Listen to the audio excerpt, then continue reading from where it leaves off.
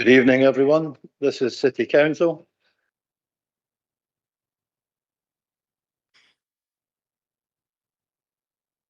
Thank you. Roger, please. Thank you, Lord Provost. Before the formal business commences this evening, please could I ask for your support with the following in the interests of the smooth running of these hybrid meetings. Firstly, personal devices.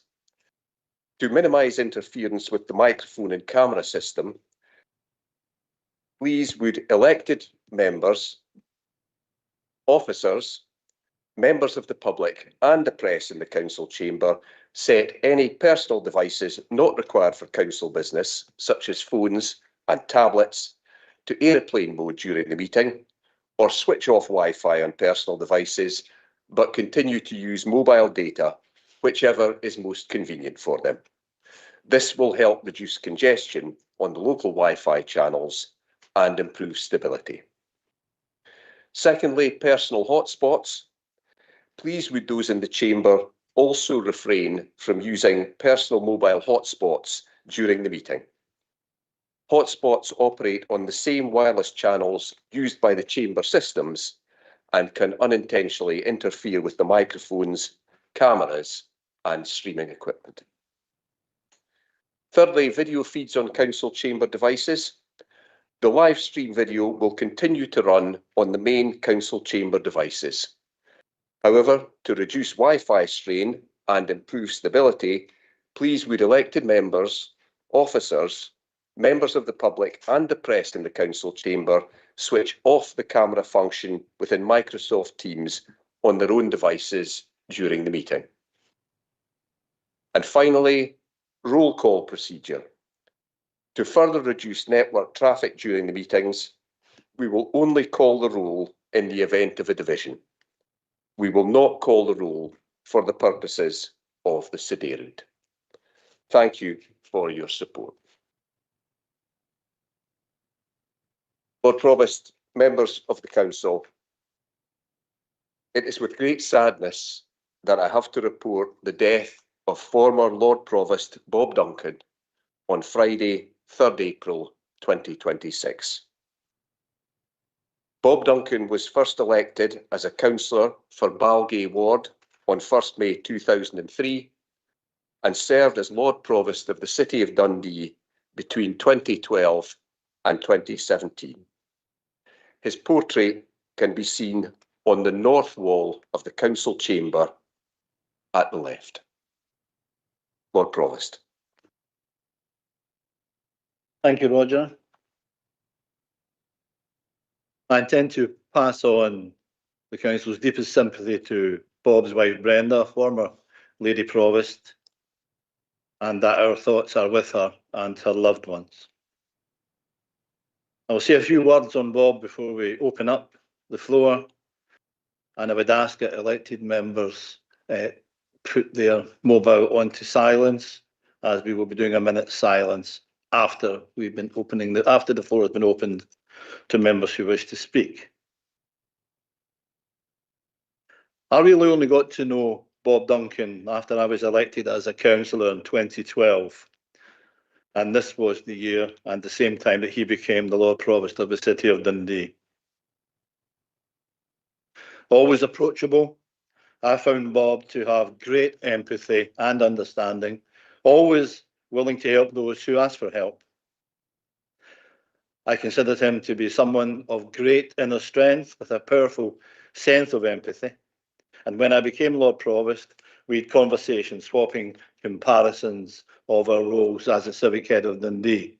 And he was a source to me of great strength and also had a humorous side I enjoyed. A man of great dignity, I will always be the better for having known this approachable, kind person. A wonderful Lord Provost, and I personally will miss him. So we will move to the chat. I might need some help saying that. Council leader. Lord Provost. Yeah. Bailey Keenan, Bailey McPherson, Councillor Hunter and Bailey Scott wish to speak. Thank you, Roger. Bailey Keenan, please. Lord Provost, thank you for the opportunity to speak. on behalf of the Labour group, this Labour group and previous Labour groups that knew Bob, I think one thing that everybody could say about Bob is he's a thoroughly decent individual and entered politics for all the right reasons, that to be helping people. A person that would never pass you in the street, always had a kind word and a smile, and acknowledged to sort of pass the time of day with you. Thoroughly decent bloke. My thoughts are with his family at this time of year, and we've sent some flowers out to the Lady Provost, obviously acknowledging the sad loss of Bob. Cheers.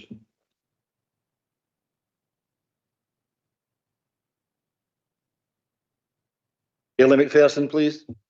Thank you, Lord Provost. And on behalf of the Liberal Democrat group, I would also like to say a few words about Bob. I think we would all agree that Bob served the city well, with great dedication over the 14 years he served on the council, and also served as Lord Provost with great dignity and commitment. Bob, I always felt, was a very fitting civic leader with his warm and approachable nature. And as an example of that, my colleague Councillor Coleman has commented just how helpful and cooperative Bob was during the period Daniel was chair of Dundee Youth Council and an MYSP at the same time Bob was Lord Provost. Bob was very well liked, I think, by everybody. He'll be sadly missed by all of us. So my thoughts and the thoughts of my group colleagues go to Brenda and the family at this very sad time. Thank you, Lord Provost. Thank you, Bailey McPherson. Bailey Scott, please. Thank you, Lord Provost. I'd like to be associated with all the comments that have been made so far. And although I didn't know Bob as well as you will have done, he always seemed to me to be a very dignified and thoughtful man. And he served our city really well as Lord Provost. And I think it's really nice that we have these portraits around us of former Lord Provost, so we always remember the contribution that these people have made to our city. The loss of a loved one is heartbreaking. And I wish to extend my sincere condolences, along with yours, Lord Provost, to his family at this difficult time. Thank you, Bailey Scott. Before I pass over to Councillor Hunter, is there anyone else who would like to speak? Councillor Hunter, please. Yeah, thank you. So also, I want to thank you, Lord Provost, Billy Keenan McPherson and Scott for your kind words. It's very much appreciated. As some will know, or many will know, Bob was a close family friend for over 40 years of mine. And obviously Brenda as well. They were good friends to my mum, really close to my children, and particularly my son, who almost saw Bob as a surrogate grandfather. So this is a very difficult time, and please bear with me as I try and speak tonight. In fact, when I came in tonight, I can't even look over there. It's quite difficult. I think I really do appreciate the words that you've all spoken. You've summed up Bob really well. I have numerous memories of down the years, he, Kathleen and I travelling all over the country watching United. Usually him trying to get me back out of a grumpy mood when United had lost. There were some difficult journeys back where he tried to jolly me back up. But as you said, he was the perfect person to be Lord Provost. You will know what that role brings. I think the fact that video he did with Happy by Pharrell Williams, I think, sums him up. That's what he brought to being Lord Provost.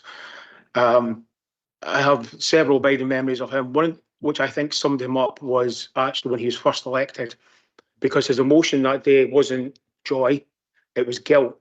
Because he felt bad that our other candidates hadn't won, myself in particular, but also that day we lost 3 councillors in that election, and he felt really bad that he had won and colleagues had lost. And I think that just sums up how the empathy that he had and what he brought to his role, especially as Lord Provost.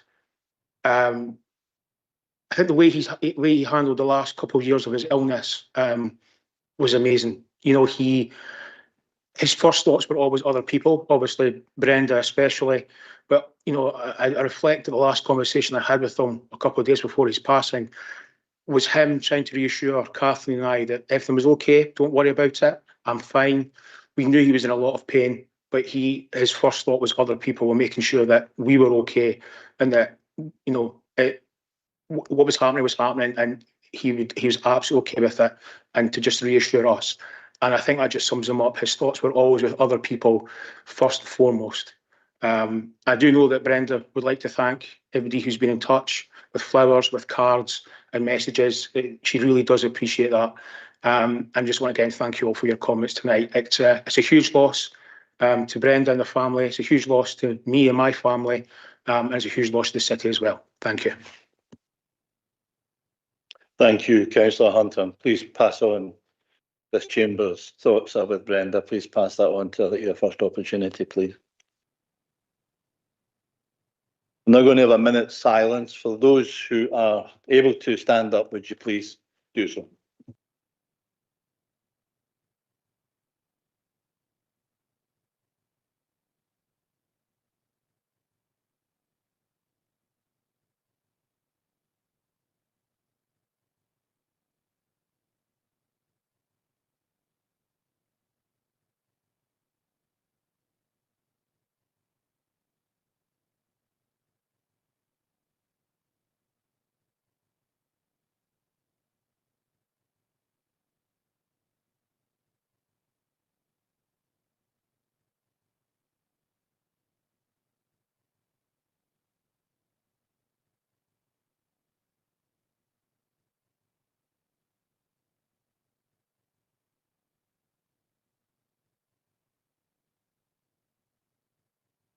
Thank you.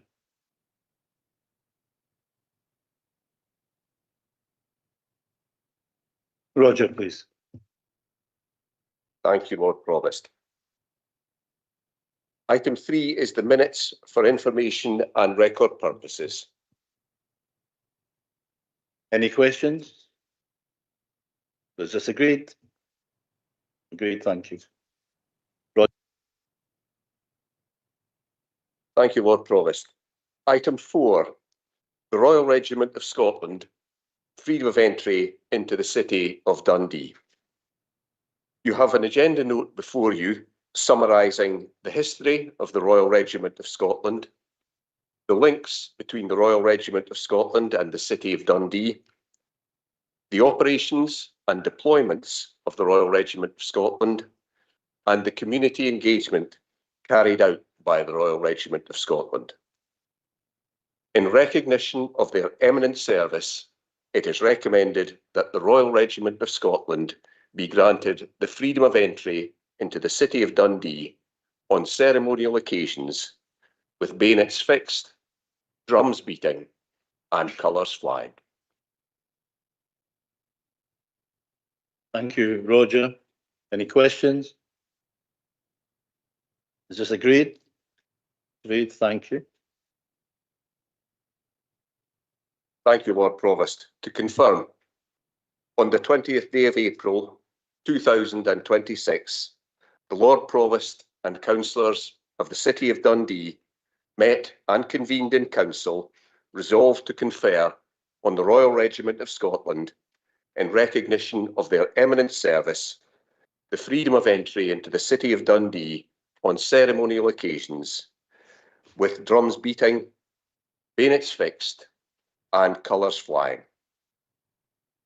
With permission, Lord Provost, Jonathan Tink, Lieutenant Colonel retired and Regimental Secretary, the Royal Regiment of Scotland, now wishes to address the Council. Thank you, Roger. Permission is certainly granted. Colonel Tink, please.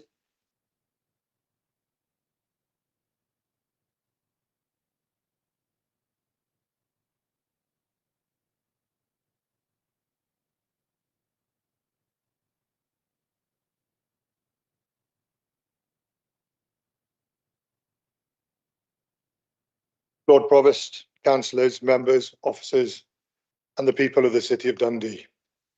On behalf of the Royal Regiment of Scotland, I wish to thank you for the honour that has been bestowed upon us today, that we have been granted the freedom of entry into the City of Dundee on ceremonial occasions with bayonets fixed, drums beating, and colours flying. In 2006, when the regiment was formed, we had a long, distinguished and very proud connection with the City of Dundee through our antecedent regiments. Since 2006, the Royal Regiment of Scotland has built on this legacy in between our many operational deployments and other commitments across the globe. We have and continue to enjoy tremendous support from the city, most notably during the conflicts in Iraq and Afghanistan, where your compassion for our killed in action, our wounded and their families was evident for us all to see and will never be forgotten. It is also evident that we are living in unprecedented times when considering global and regional security. When you're a serving soldier, particularly when in armed conflict far from home, knowing that you have the full support of the communities in Scotland from which we recruit and return to on retirement adds significantly to the moral component. This, along with the conceptual and physical components, enables us as a regiment to deliver the fighting power, which is the operational effectiveness to fight and win. We have always enjoyed such support from your great city, but for it to be formally recognised in this way during our 20th anniversary year is particularly significant and hugely appreciated. We will look forward to receiving and then exercising this newfound freedom in the very near future from what I'm sure will be a great occasion for your city and our regiment. Thank you very much.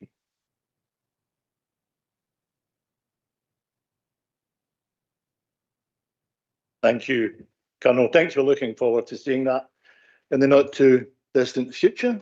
I think that's the business of that City Council. Thank you.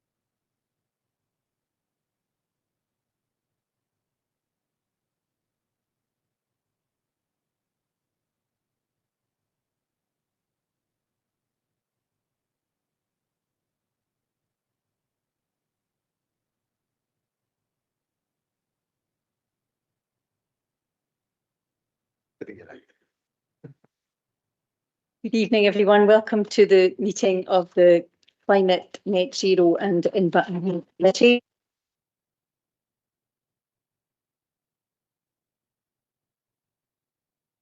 Thank you. Item 1, declaration of interest. Are there any declarations? I can see no declarations. If you could go to the next item. That takes us then on to item 2.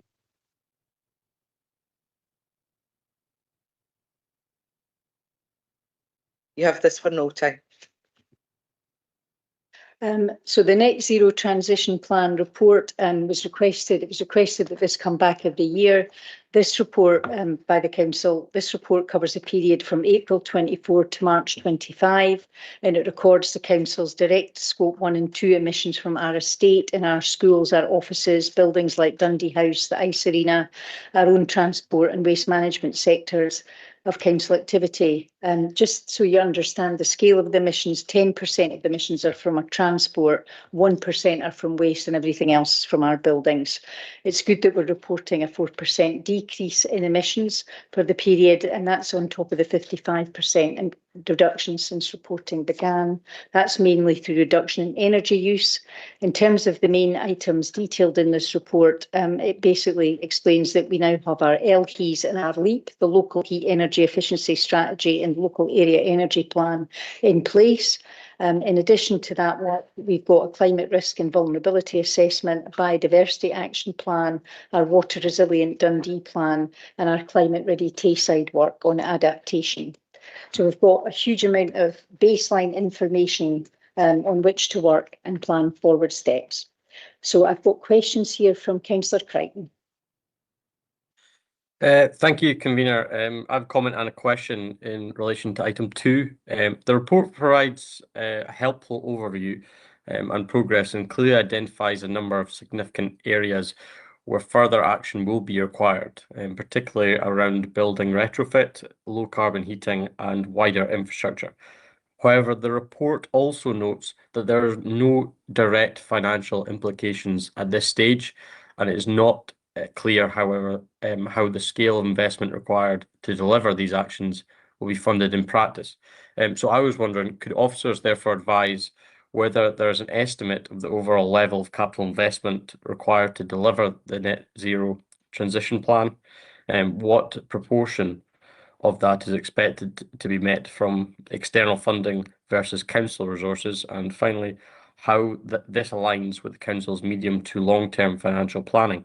And if I may, to avoid asking a similar question on the next item, and given the scale of investment implied in item 3 on the LHEES delivery plan, could officers in their reply also touch on whether a more detailed funding and delivery framework with specific regard to what is intended to come forward in due course? Sorry, there was an awful lot there, Convener. No, thank you very much for those questions. I ask them all the time, as my deputy convener will attest. So essentially, my understanding is we've done all the groundwork. We've gone from the big aspirations and the targets to actually going down to a much more detailed level about what exactly needs to be done. As you've commented on, Councillor Crichton, the next report refers to the fact that there's been a feasibility study undertaken for district heating, the City Centre District Heating Fund, and that will involve attracting a large amount of external investment. I'll bring the officers in a moment, but basically the whole costing of those proposals, I still haven't seen the details, but that's what we are being promised. And the work that's been undertaken, referred to in the next report, is also about governance and financial models for managing that scale of investment. But I'm happy to bring in Mr. Boyle if he's got additional. My understanding is it Catherine, are you going to come in? Yeah. Yeah, my understanding is we'll need a large amount of external investment, both from the Scottish Government and the private sector, but I'll bring Catherine in. Thank you, Convener, and thank you, Councillor Crichton, for the question. So unfortunately, the level of detail that you're requesting isn't currently available. We're currently seeking external funding from the Public Sector Heat Carbonisation Fund, and we are undertaking detailed costing exercise of council building stock, but I'm happy to provide you with more information on that to the best of our knowledge following committee. Councillor Crichton, I'm happy to receive that information too, Catherine. Sorry, thank you, Convener. And of course, we back the strategies in terms of building retrofits and all the kind of net zero aspirations my group certainly does. It's just obviously my concern is just, and obviously Catherine touched on it in terms of medium to long term. We just need a plan, and financially, and I know money's tight, so it's just these things need to be deliverable. But we're all on the same page. We want to deliver. It's just on actually seeing what we need to do. But if Catherine can provide that detail, it would be greatly appreciated. And as I say, more than happy to pick this up next time this comes around. Thank you, Councillor Crichton. Completely agree. I've got Councillor George McIrvin, please. Thanks, Chair. The question refers to page 21, the I3 project. Just to confirm it, is that dead in the water? And has there been opportunities for other funding streams to explore? I'll bring in Catherine to answer that because I'm not completely over the detail of that, Joe. Thanks, Convener, and thank you, Councillor McGarvin, for the question. So, unfortunately, yes, that funding is not available to take forward the I3 project in its current state.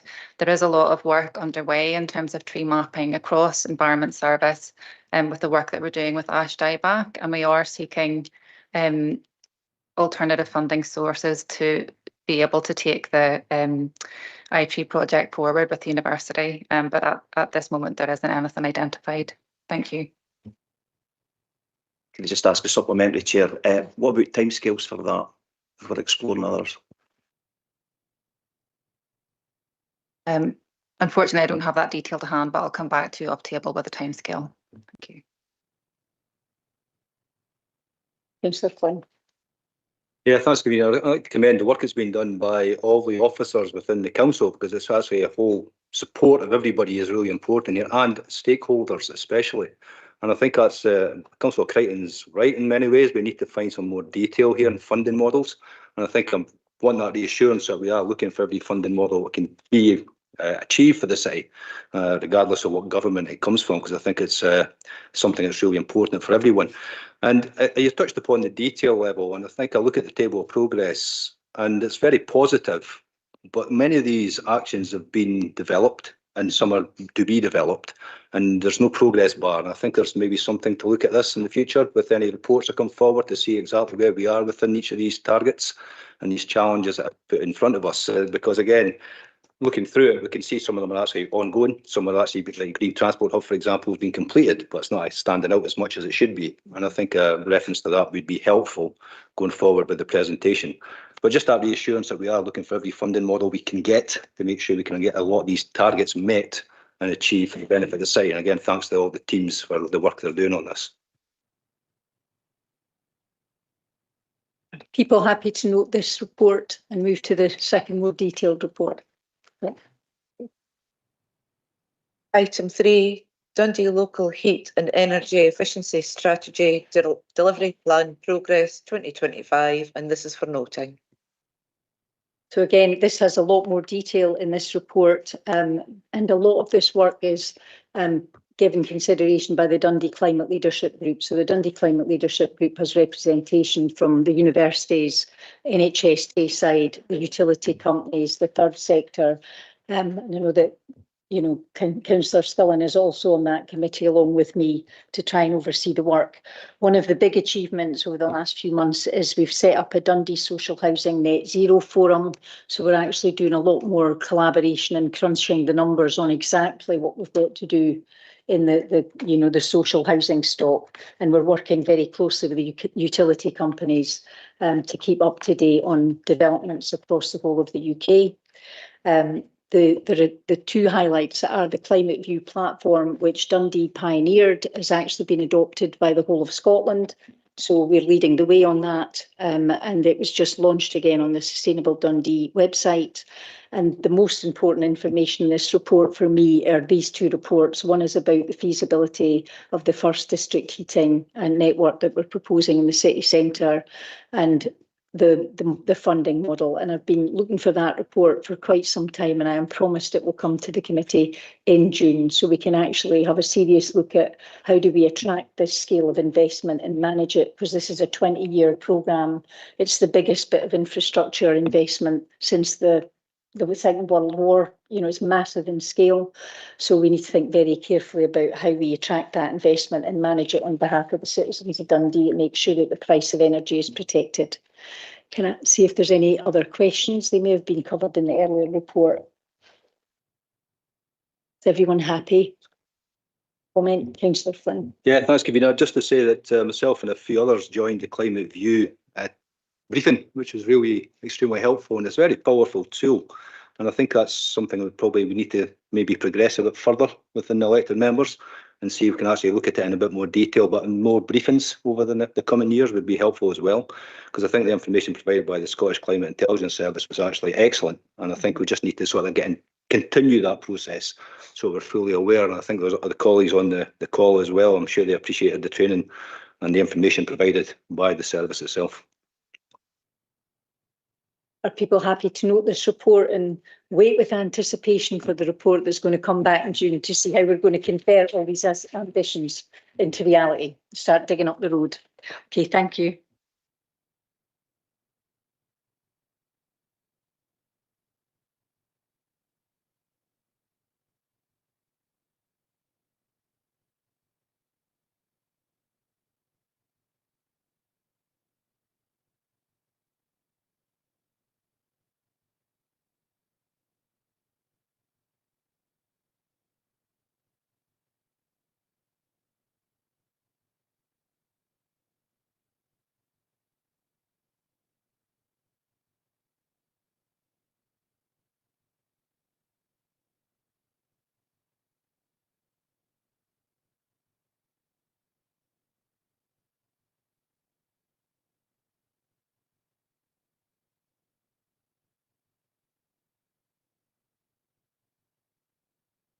Good evening, everyone, and welcome to the City Growth and Infrastructure Committee. The first item, please, Alan.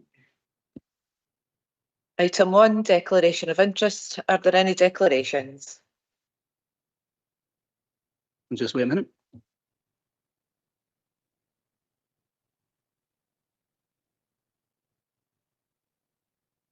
Don't see any declarations, so just move on, please. Takes us then on to item 2, tree preservation order, Lawn Nursery School, and you have this for approval. So members asked to note that on the 27th January 2026, the council made a tree preservation order, TPO, on the above mentioned site that Arlene has just covered. The TPO was made to protect and preserve the arborable amenity of the area. Are there any comments or questions on this item? I'll just pause for a minute.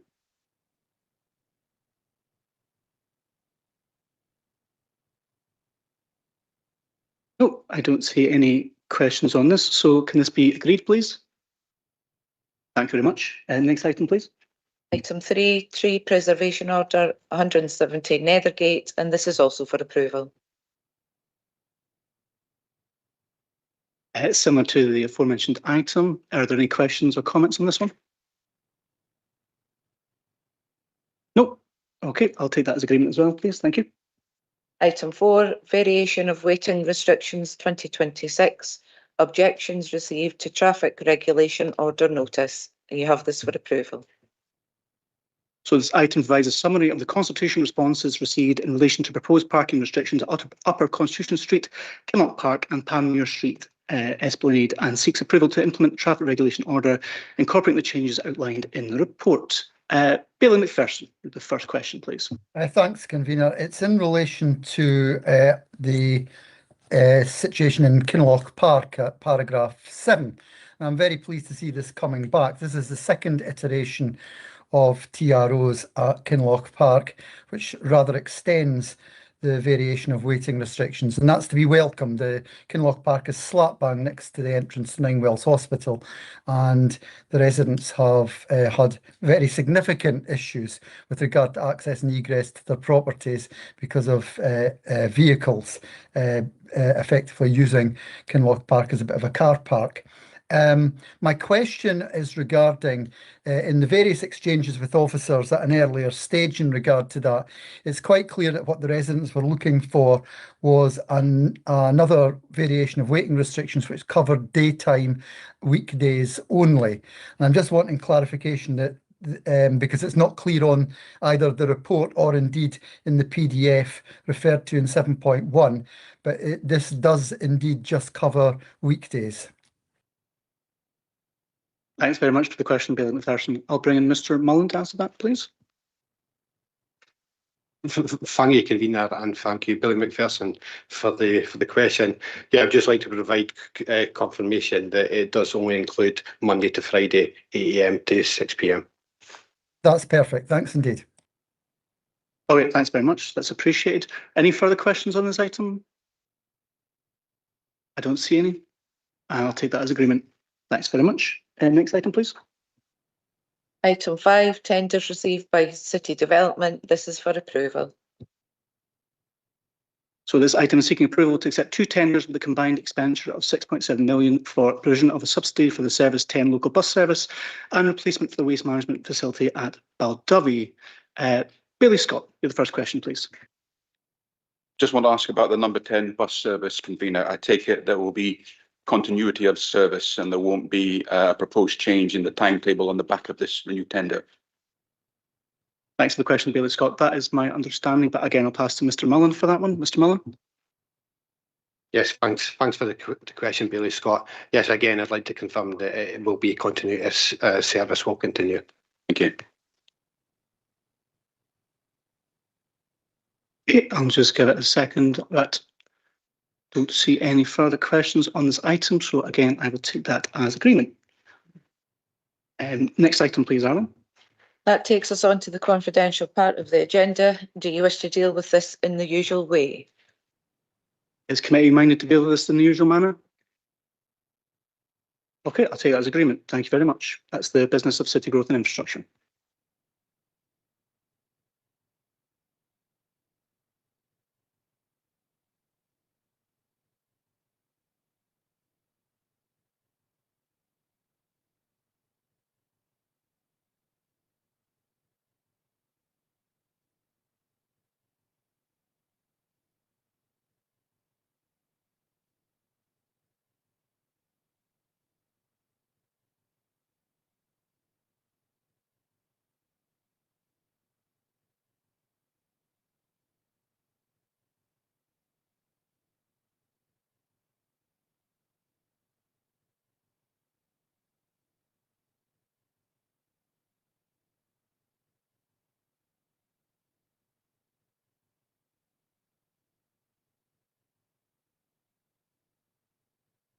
Okay, let's just move on to the agenda, please.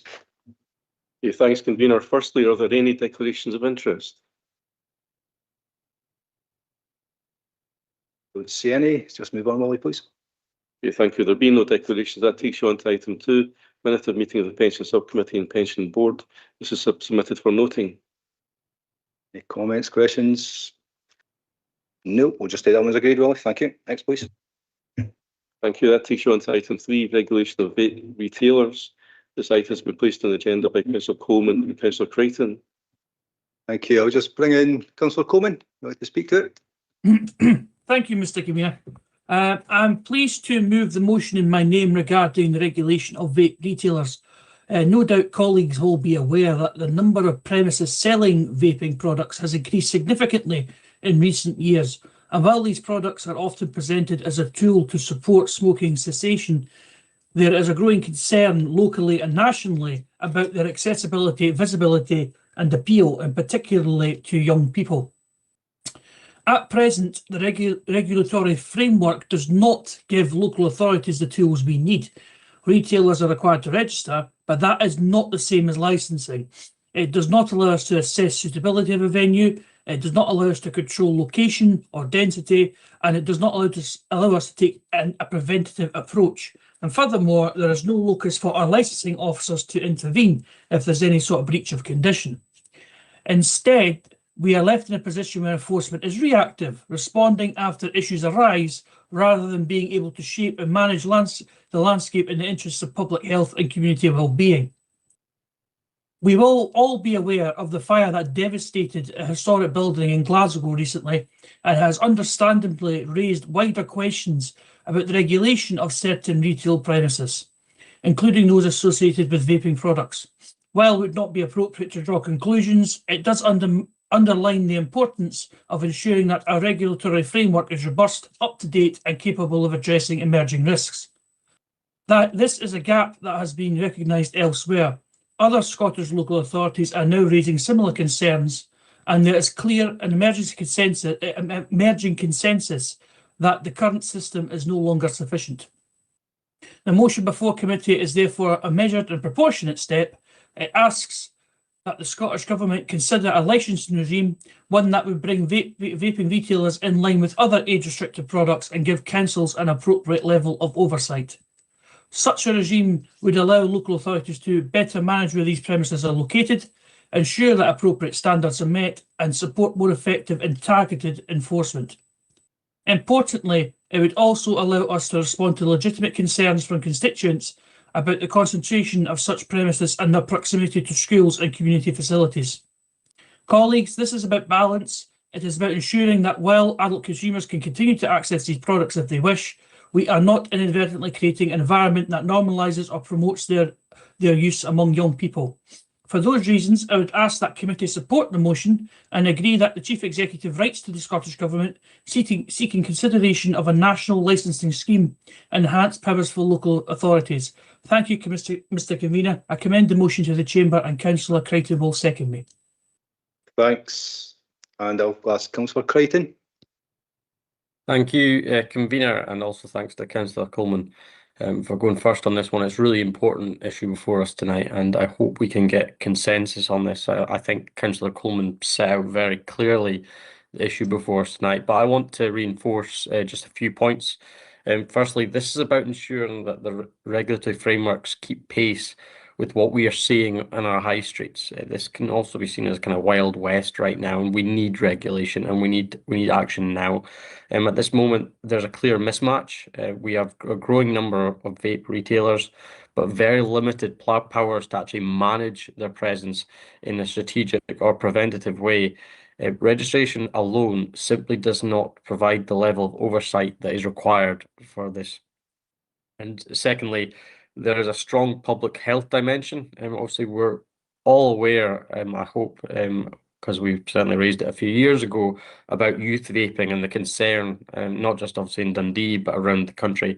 And while legislation exists around age restrictions, the reality is so visible that is marketed towards children and accessible for children around schools and on our high streets. Convener, like many others, I was concerned to hear of the recent fire in Glasgow. Without speculating on the circumstances, it does serve as a reminder that the types of products being sold and how they are stored and regulated can raise bolder safety considerations that reinforce the case for ensuring local authorities have the proper tools of oversight. And thirdly, and importantly, we are not acting in isolation. As has been noted, other councils are raising similar concerns, and there's clear opportunity here for coordinated and a national approach. This is sensible. I think it's proportionate and forward-looking proposal. It recognises the limitations of the current system and seeks to address them in a constructive way. Like a few years ago, I would hope we have consensus on this, and I'm very happy to second Councillor Coleman on this. Thank you. Thanks very much for that. I'll just go straight to questions. Councillor Shears, please. Yeah, thanks very much. I've got two questions for officers. I'm not sure if I'll be able to get an answer to one because I think we would need LSOs to answer it. That question being that are vape shops regularly tested for age check compliances the way that corner shops, supermarkets are when it comes to tobacco products and alcohol? And my second question, I'm hopeful I'll be able to get an answer from tonight. We know the difficulty with these fires is the lithium-ion batteries that reusable vapes use. Certainly in Glasgow, that was the case. It was very, very difficult to control. So I'm just wondering if officers could let me know, is there any advice given to these shops on how to dispose of lithium-ion batteries? I'd hate to think they're just putting them in with the regular rubbish to go and be combusted, because that could lead to even more danger at our refuse recycling sites. So what do we give to vape shop retailers in terms of safe disposal? Is it advice? Do we offer a separate collection? Thank you. Thanks for the question. I'll bring in Mr. Hamilton to hopefully answer. Thank you, Convener. In terms of the first question from Councillor Shears, I confirm that officers do regularly visit vape retailers to undertake test purchases to ensure that the age-restricted goods are not sold to underage parties. If they fail those, there is the opportunity to issue fixed penalty fines, or in cases of multiple failures, to issue banning orders. I don't have an answer to the second part of the question, but I can provide information following committee, unless Catherine maybe is able to offer any advice about how waste is disposed of. But if not, I'll follow up afterwards. I think you're probably by the expression. We'll follow up on the second question, or the first question as a case maybe, and go from there. Would that be okay, Catherine? Yeah. Okay, thanks very much. Is that okay for you, Pete? Yeah, that's great. Thanks. If it isn't in place, I think it's something that we maybe need to look out for as well. Thanks very much. Okay, thank you. Councillor Hunter, please. Thank you, Convener. Obviously, I'm going to put my other hat as licensed committee convener on for a second. And I'm fully supportive of the motion that Councillor Coleman and Councillor Crichton have put in front of us. I suppose my only caveat, and it's more a suggestion, is I think if we write to the Scottish Government, it'd be helpful to ensure that a proper consultation, and I know that probably Councillor Coleman and Councillor Crichton would kind of almost indicated that's what they were meaning, but a proper consultation with local authorities, with Scottish Police, Scottish Fire and Rescue, because I think it's important not only that we do this, but we actually do it right.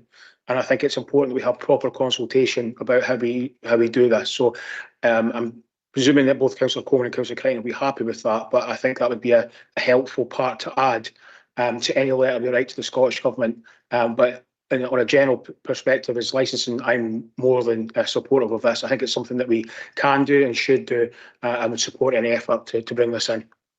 No, thanks for your comments. And I think Councillor Crichton, Councillor Coleman, are you fine with that as be added, just to ensure that we have proper consultation? Just for yes, reference? Of course, that seems perfectly reasonable. Thank you. Thank you for your support on that one. Councillor Lynn, please. Kind of a similar vein to Councillor Hunter. I'm pretty much happy with this as well from a health perspective. As everyone knows, I'm chair of the IJB. I'm just wondering about the wording though. Committee therefore instructs, etc.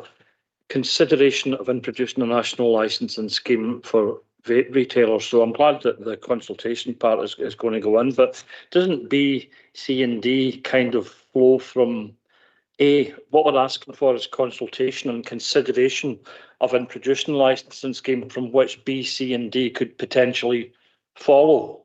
And could it be worded in such a way as for the consideration of a licensing scheme with a consultation process to include consideration of B, C and D? Because it looks as if we're asking for the enhanced powers right now without the consultation and the consideration of the national licensing scheme, if that makes sense to others.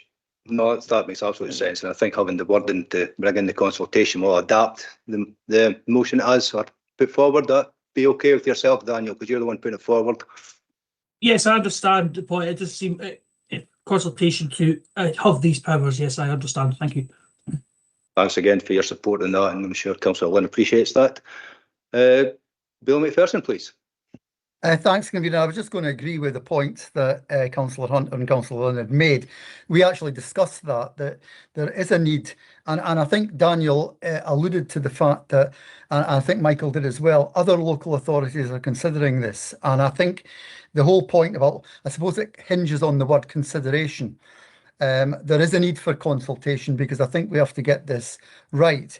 But I think there's a real understanding amongst many of the 32 authorities in Scotland that the current regulation but no licensing system is not really up to scratch. So the other thing I think I would just emphasise as well is that we do make clear that there is a need for funding to come forward to local authorities when the agreed scheme comes forward, because this will be an extra encumbrance upon local authorities when it comes forward, a very necessary encumbrance, but we think full funding from Scottish Government to cover that for local authorities is absolutely necessary. So I hope that's helpful clarification, Convener. No, thanks very much, and again, it is quite a contribution. I think we're all basically, we saw the challenge following the incident in Glasgow. And I think all local authorities have recognised the challenges we do have here. And again, I think the support across the chamber with regards to the actual motion that's been put forward by yourselves, I think is acceptable to everyone. I see Billy Keenan nodding on behalf of the Labour group as well. So I think that's absolutely collective. And say we put in the consultation, we'll go to COSLA, who will go through their processes anyway, and I'm quite sure they'll ensure that there's funding brought forward within their reports as well. Thank you. Don't see any other questions or comments, so we'll take that as agreed cross-party. Thank you. Next one, please, Will. Okay, thanks. That takes you on to item 4, capital expenditure monitoring. This is for noting. Thanks. This report shows the latest position regarding the Council's capital plan for 25 to 2030 and projections for the 25-26 expenditure as of the 28th of February 2026. Bill McPherson, is that a new one? Yes, it is. Thank you. Yeah, the report notes that capital expenditure for the 28th of February was 84% of the revised budget compared to 87% of at the same stage last year, 24-25. I assume, therefore, by the time we reach, I know in real terms we've reached the 31st of March, but by the time we get the report for the 31st of March, slippage will have been greater than in 2024-25. And given the continual movement of budgets between financial years and delays in areas such as capital receipts, can I just ask if officers are confident that the delivery dates within the capital plan, all delivery dates within the capital plan, are going to be met on time? And are they confident, therefore, that the capital plan, as it currently stands, is fully affordable? Thank you. That's for the question. I'll bring Mr. Thompson to answer. Thank you, Convener, and thank you, Billy McPherson, for the question. Just to confirm that officers will provide a full update on the final outturn for the capital budget within the accounts, and that will set aside the final level of expenditure for the year and outline any movements to the budget that was agreed back in February. At this moment in time, officers are confident that the information within the report is accurate and that there's no significant movements in terms of the timescales of those projects that would be delivered. Thanks for that. Happy with that. Thank you.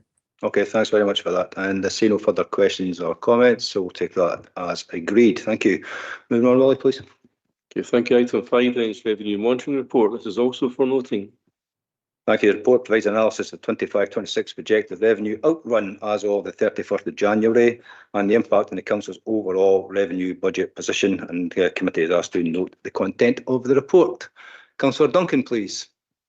Thanks, Convener. Yeah, I note that the report shows that the Housing Renewal and Repair Fund is reducing to under £500,000.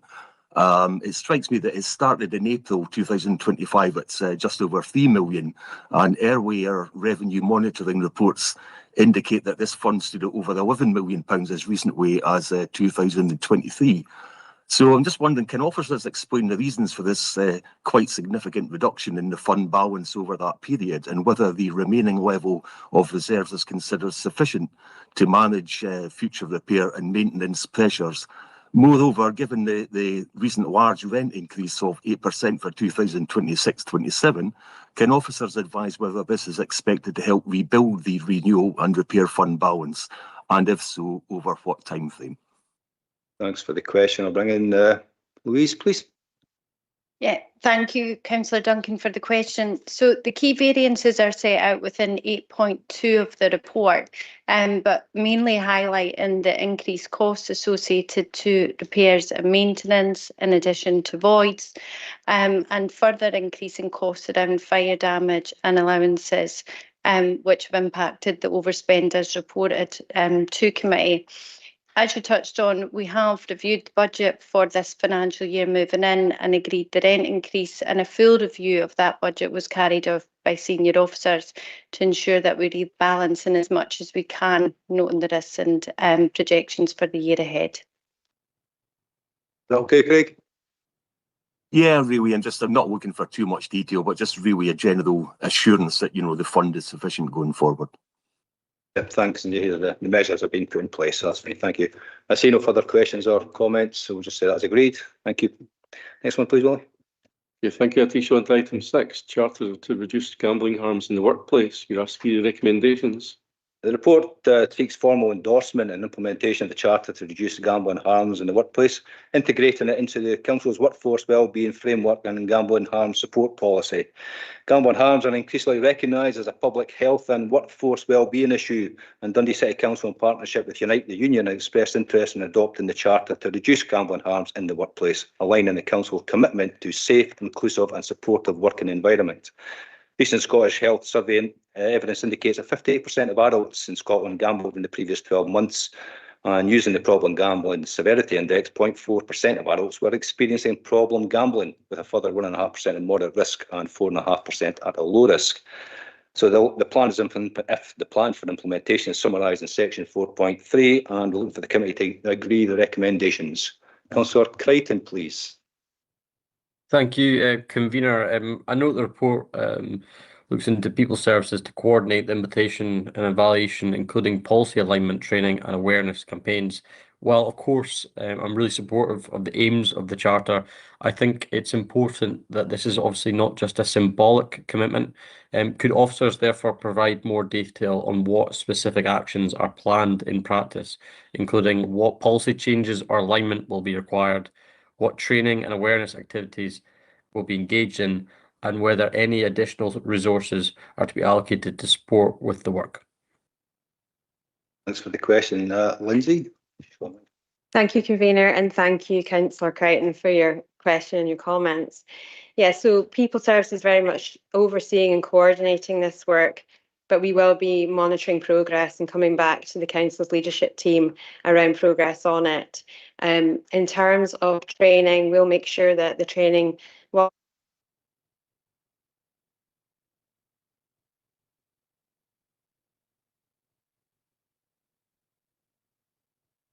whilst also managing that within People Services. We'll make sure that there's targeted training for customer services, debt recovery, welfare rights and tenancy support staff also.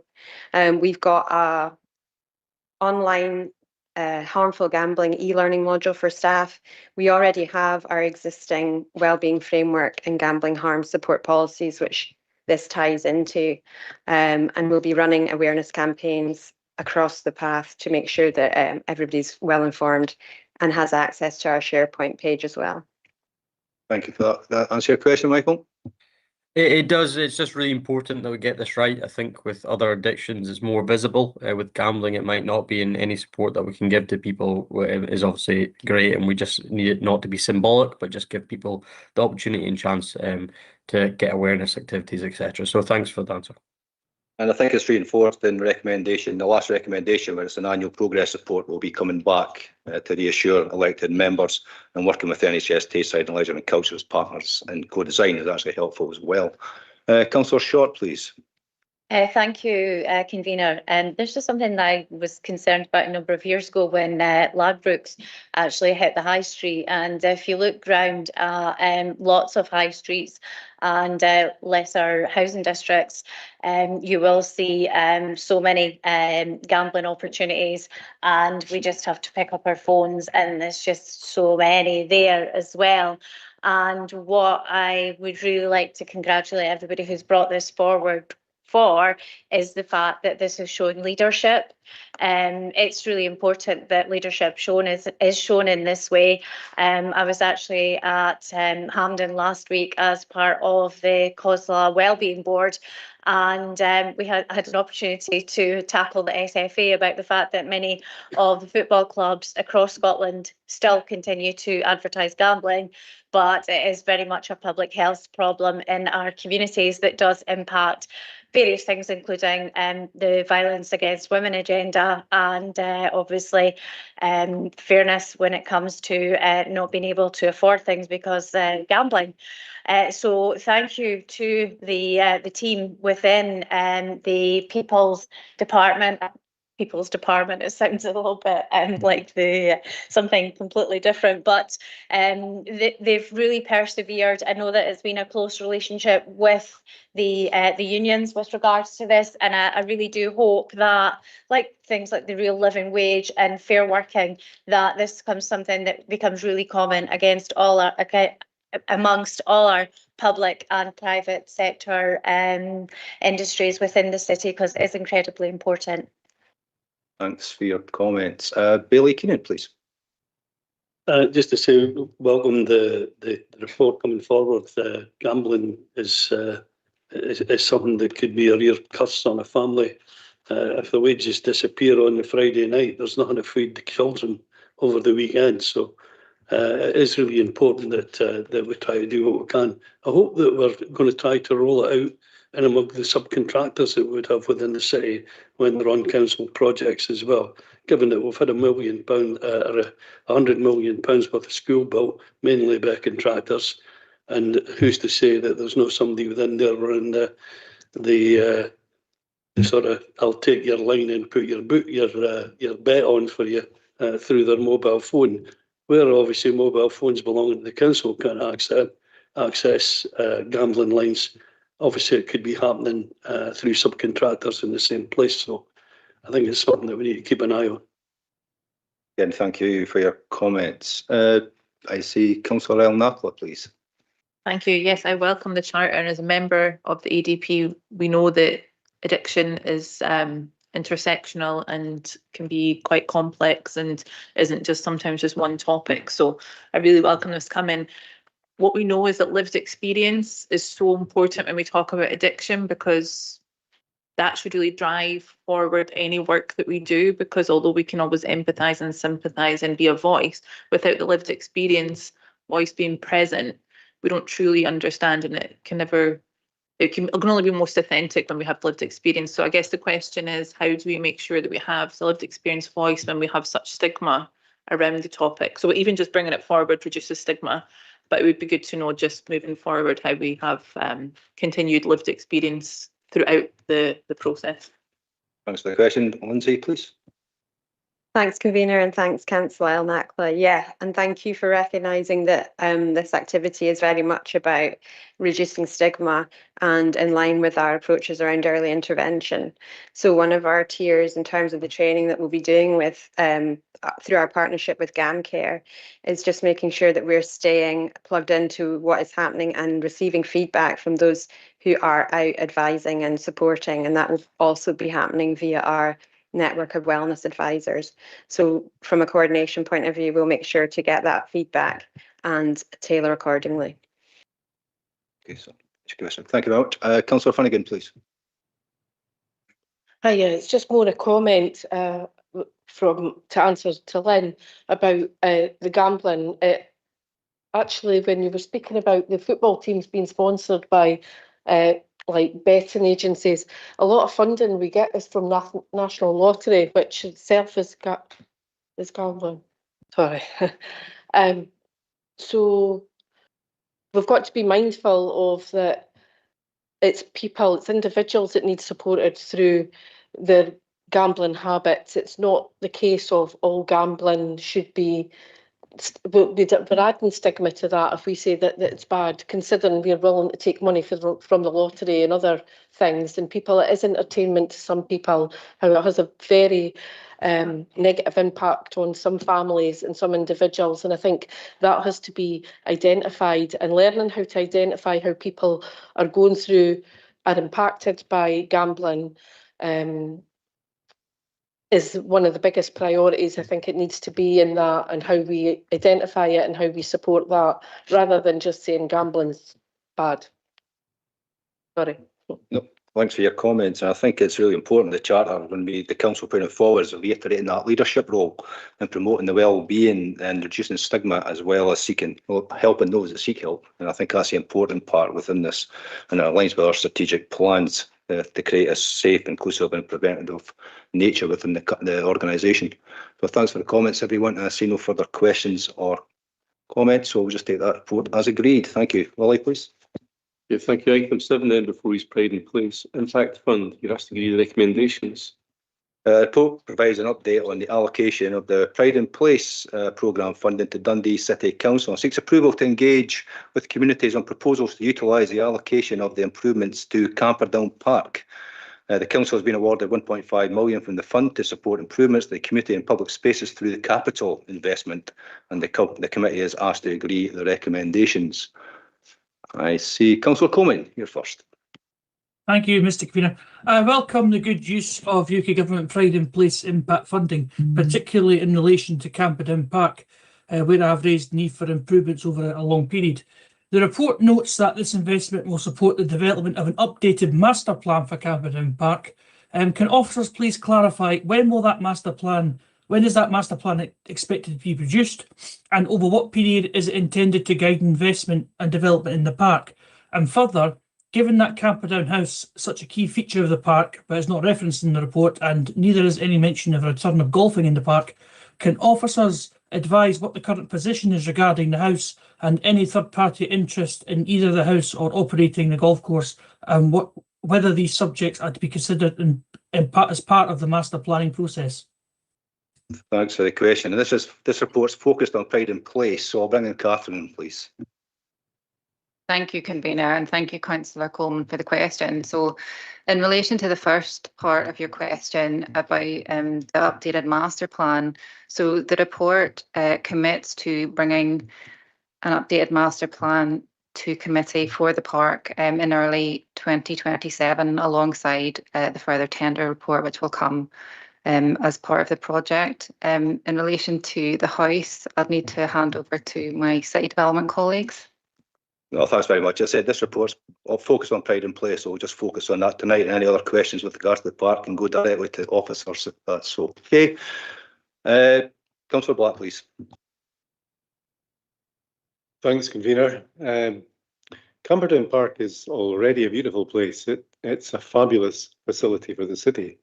And yes, there are one or two bits of it that could do with some help, and the play area is certainly part of it. And I'm hoping that some of this money will go to rejuvenate the play area. And I'm very keen that we should not allow the play area to deteriorate again, and that we should build in funding into our budgets to ensure that things can be repaired when they go wrong. So what we don't want to do is spend £1.5 million in the park and then not maintain it and not keep the standard up in future years. It's only £1.5 million. I know it sounds like a lot, but Camperdown Park is vast. There are huge opportunities in the park, and it wouldn't be hard to spend it all very quickly. So I think the consultation that goes with this report is crucially important. I think the park users need to be involved in shaping the way this money is spent, local communities, and I believe that the report covers that, and it's going to be an important. It'd be good to hear from officers exactly how that consultation will be carried out. So that would be my question. Just want to note that there's always talk of golf and bringing golf back to Camperdown Park. That may well be a good thing, but before we do anything drastic, I think it's important that we assess how the park is being used now, that it's no longer a golf course. Huge numbers of dog walkers using the park, other people doing other things in the park, which they might not have been able to do before when it was just a golf course. So I think we need to make sure that the needs and the desires of the current users of the park are taken account of and given the same kind of weight as the views of the golfers. I have nothing against golf, but you know, it's not the only thing in the world, and it may be that Camperdown Park has got many other exciting uses to which it could be put. However, I know that I'm speaking as an individual councillor and that as a ward councillor.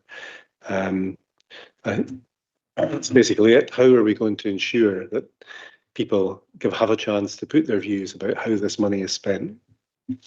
Thanks for your comments, and I think it's really important to actually focus on the actual consultation, and I think we'll bring in Catherine if need be, but if any further, I'll bring in Louise following you. Thank you, Convener, and thank you, Councillor Black, for the question. So I can confirm that the Community Service will lead on a comprehensive programme of community engagement, identifying effective engagement methods which are creative and rooted in local context, ensuring there is meaningful input from a range of stakeholders, including all of our community partners and park users within the park. So the consultation is planned in 3 phases. The first phase will begin in May. It's proposed to begin in May, and that will be a citywide online questionnaire just to develop the themes that have been identified for comment. The second phase, which will run from June to August, will be face-to-face focus groups to develop plans on identified themes with specific opportunities for stakeholders provided, and also for anyone else in the city to attend with details published nearer the time. This is also going to be supported by the V&A, so there will be opportunities to do city centre events as well as in Camperdown and in the local communities. So the final stage of the consultation will then be face-to-face check-ins for the draft final designs for everyone who's interested to attend. And there will also be continual engagement through all of the phases through Dundee's Voice on COSLA console platform for citywide input. Thank you. Louise, you want to add anything? No, thank you. I think Catherine covered it. Okay, thank you. That's your question, John? Thanks, Convener. That was a good answer, yeah. Thank you. Bill McPherson, please. Thanks, Convener. First of all, I completely agree with Councillor Black's point that if this expenditure takes place, it's vitally important that we have good maintenance thereafter, because that's been one of the issues in the past with regard to Camperdown Park. And talking of the past, this won't be the report refers to the proposed master plan. Now, there was a master plan 2012 to 17. One of the concerns of that master plan now some time ago was that much of it, and I should say in that, I think Councillor Coleman's point about Camperdown House was actually well made, because that was actually included within the original master plan 2012 to 17. One of the concerns with that master plan was really, it frankly got a little bit forgotten about. A lot of the aims within it were laudable, but were never actually carried out. And I had an exchange, and I've actually dug it out, an exchange with the Director of Neighbourhood Services between July and August 2024 regarding the outlying matters that hadn't been tackled in the earlier master plan. And I'll just quote from that. I can now confirm I'm arranging, this is the Director, the establishment of a multi-service short life officer working group. This group will be tasked with undertaking a review of the previous master plan and producing a revised, updated version. The aim will be to have a draft prepared before the end of the first quarter of 2025. I never heard anything further since. So if, could I perhaps, I'm not wanting to put officers on the spot tonight, but I'd be grateful if some update on what happened with that short life officer working group. An updated draft could be circulated to all members, and we can include in that maybe a little bit of an update on Camperdown House, given that that was in the original master plan, and I suspect will be in the new one. But I think it would be useful to just find out what is the starting point here, given that there was a commitment to a short life working group back in 2024 to work through the period 24 to 25. So hopefully that could be circulated in due course. Thank you, Convener. No, thanks for your question and comments. I'll bring in the Chief Executive just to give some feedback on the question you raised. Thanks, Convener, and thanks, Bailey McPherson. I can confirm that I'll speak to Mr Boyle on his return to the office and ensure that that information is shared to all council members. That's greatly appreciated, Greg. Thank you. Thank you. Councillor Anderson, you're next, please. Thank you. I'm just speaking in my role as the convener with responsibility for the environment. So I just wanted to congratulate the team for the huge amount of work that was involved in coming up with a proposal that met the criteria for this funding. It's capital funding. It had to involve a huge amount of consultation. It had to cover communities, public spaces and community assets. So I think they've done a great job in coming up with a proposal, designing all the consultation and getting approval from the UK government to go ahead to the next stage. So just well done on the work. That'll be a great asset for the city. Thanks for your comments. Councillor Tolan, please. Thank you. I think it's a great project, and I am noting as well that part of the remit is to improve the park entrances with new signage and so forth as well. So it would be good to use this as an opportunity to make the park much more accessible in terms of how people get there, as well as within the park as well. So I'm thinking about women with prams, parents with prams, etc. So it would be good to bring that into the consultation and look in detail as to how we can make entry into the park as accessible as possible. And I am picking up that you certainly have that on your radar. So I'm really glad that that's happening. It would be good to see how we move that forward. That's a very good point. I got an email today on that particular subject, which I've passed on to the CLD team, and they've put on the list to communicate with individuals. Councillor Rowan, please. Thanks very much, Convener. Sitting with two different hats on as the parent to small children and also convener of City Growth and Infrastructure, two different comments. Firstly, just to strongly welcome this and kind of echoing comments Councillor Toland. I'm fortunate enough in that I have a car and can travel to the many different green spaces we have in and around the city. But it is good to see that there will be engagement with local communities as well as park users, because it's important that people that are local have their voices reflected in that, especially people that might not have the opportunity to be able to travel to those other green spaces, and that those voices are reflected in the consultation. And secondly, just regarding the future proof of infrastructure, I think it's extremely helpful that we're considering our options at this time and taking the opportunity to invest in that, because we've seen more and more events hosted in Dundee, more and more events hosted in the park. And I think it is right and prudent that we look to upgrade our infrastructure while we've got the ability to do so. Thank you. Thank you very much, and I think your comments are absolutely apt. And I think going back to Councillor Black and making sure we actually have that consultation across the city is really important. And the support we're giving to under 22s and over 60s to have the free bus travel as well is actually makes it even more accessible for many. But Councillor Tolan's comments, there's a lot more accessible issues as well which have to be taken into account. So I see no further comments or questions, so we'll take that report as agreed. Thank you. Next one, please, Willie. Okay, thank you. Item 8 then is community asset transfer of Fairfield Community Sports Hub and Balerno Education Centre. We've asked to the proposals. Thank you. Delighted to see this report as it seeks approval for the community asset transfer to Fairfield Community Sports Hub and for a 25-year lease on the full repair and insurance lease with an option to right to buy from the community asset transfer for Balerno Education Centre. Any future use of the property will only be for charitable purposes that benefit the community and cannot be used for commercial profit, and the committee is asked to approve the recommendations. Councillor Short, please. Thank you, Convener. you'd be forgiven in thinking that Maryfield has expanded about all the way to Fairfield, but I do actually have reasons that I encountered myself with Fairfield. First of all, welcome members of the Fairfield community who are sitting this evening up in the gallery to hear and have their fingers crossed that this all goes through nicely. I first came across them when I was involved in the fairness agenda, and during COVID I found out that they were doing a food bank, so I wanted to learn more, so I got invited to have a meeting with them, and I came in on a Monday evening on Zoom, and all of a sudden I had the whole committee there, and it was quite an introduction. And when I came out of fairness, I was in sport, and I found that they managed to talk me into 3 hours of walking football, and I've got a fantastic picture of me and George Barr smiling away with my my medal and his medal for the day of walking football. And now, of course, coming into communities, I'm really excited to see this today. I have some words which really are kind of summing up what Fairfield are looking to do. At the moment, they support people from a diverse background. If you think where they're actually based, just about all the schemes in the East End of the city kind of focus and can focus in that area. And what they do is they support people through structured activities that are building life skills, confidence, independence, and also that community connection.